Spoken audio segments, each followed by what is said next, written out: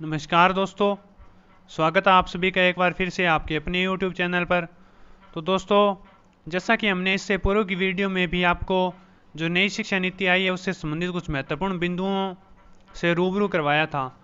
तो दोस्तों, इस वीडियो में हम एक बार फिर आपको नई शिक्षा नीति से संबंधित कुछ महत्वपूर्ण जो बिंदु हैं उनसे रूबरू करवाएंगे। उन महत्वपूर्ण बिंदुओं पर चर्चा करेंगे कि नई शिक्षा नीति में क्या बदलाव किया गया है। नई शिक्षा नीति में सरकारी और निजी स्कूलों के लिए, सरकारी और निजी कोचिंग संस्थानों के लिए सरकार की तरफ से क्या दिशा निर्देश जारी किए गए हैं, क्या इन संस्थानों पर, स्कूलों पर पाबंदियां लगाई गई हैं। तो दोस्तों, हम आपको इस वीडियो में संपूर्ण जानकारी देंगे कि स्कूल, संस्थान अब आपसे कितनी फ़ीस ले सकते हैं और आप उनको कितनी फ़ीस देने के हकदार होंगे। क्या आपसे वो मनमानी करके फ़ीस ले सकते हैं, नहीं ले सकते। तो दोस्तों, इस वीडियो में हम आपको संपूर्ण जानकारी देंगे नई शिक्षा नीति से संबंधित जो महत्वपूर्ण बिंदु है उनकी। तो उससे पहले अगर आप चाहते हैं कि आप इन महत्वपूर्ण बिंदुओं की संपूर्ण जानकारी पाएँ तो हमारे चैनल को सब्सक्राइब कर बेल आइकन को जरूर प्रेस करें। तो दोस्तों, आइए अब आपको उस महत्वपूर्ण अपडेट की तरफ ले चलते हैं, उन बिंदुओं की तरफ ले चलते हैं कि 10+2 के ढांचे को 5+3+3+4 के स्तर में बदला जाएगा। तो दोस्तों, जहां पहले 12वीं कक्षा तक पास करने के लिए 10+2 के ढांचे के रूप में पढ़ाई होती थी कि 1 से 10 और फिर 11 और 12, तो दोस्तों अब उस ढांचे को 4 स्तरों में बदला गया है। वो 4 स्तर कौन कौन से हैं कि 5+3+3+4। तो आइए जानते हैं कि 5+3+3+4 ये कौन कौन से 4 स्तर हैं।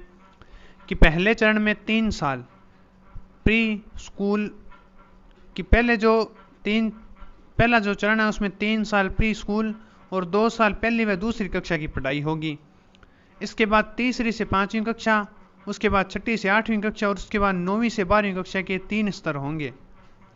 तीसरी, 5वीं और 8वीं में जो संबंधित अथॉरिटी है उसके द्वारा परीक्षाओं का आयोजन होगा और 10वीं 12वीं की बोर्ड परीक्षाएं होती रहेंगी। यानी कि दोस्तों, जो तीसरी क्लास, 5वीं क्लास और 8वीं क्लास जो है वो संबंधित अथॉरिटी द्वारा ही उनके एग्जाम लिए जाएंगे और जो 10वीं और 12वीं हैं उनके एग्जाम बोर्ड के द्वारा ही लिए जाएंगे। अब आइए जानते हैं कि अध्यापन के क्या मानक होंगे। कि 2030 तक अगर आप अध्यापन करवाना चाहते हैं तो आपके पास 4 वर्ष की न्यूनतम इंटीग्रेटेड बीएड की डिग्री होनी चाहिए और जो इच्छुक और जो वरिष्ठ एवं रिटायर अध्यापक है उनका एक बड़ा पूल बनेगा जो यूनिवर्सिटी और कॉलेज के अध्यापकों को पेशेवर सहयोग देंगे। तो दोस्तों, अब आपको हम जो फीस से संबंधित बातें हैं नई शिक्षा नीति में उनसे रूबरू करवाते हैं कि कौन सा संस्थान किस कोर्स की कितनी फीस रख सकता है। इसका मानक तैयार होगा। अधिकतम फीस तय की जाएगी जो उच्च शिक्षा और स्कूली शिक्षा दोनों के लिए होगी। इसके दायरे में निजी और सरकारी दोनों ही संस्थान आएंगे। कि अब एक जो स्कूल है, जो शिक्षण संस्थान है, उनके लिए एक फीस जो है वो फिक्स की जाएगी और उतनी ही फीस चाहे वो निजी हो और चाहे वो सरकारी स्कूल हो या सरकारी संस्थान हो या निजी संस्थान हो, उतनी ही फीस ले सकते हैं जितनी फीस निर्धारित की जाएगी। इससे ज़्यादा फीस वो छात्रों से नहीं प्राप्त कर सकते। और अब सरकारी और निजी स्कूलों पर एक ही प्रकार के नियम लागू होंगे जिससे निजी स्कूलों की जो मनमानी है उस पर रोक लगाई जाएगी।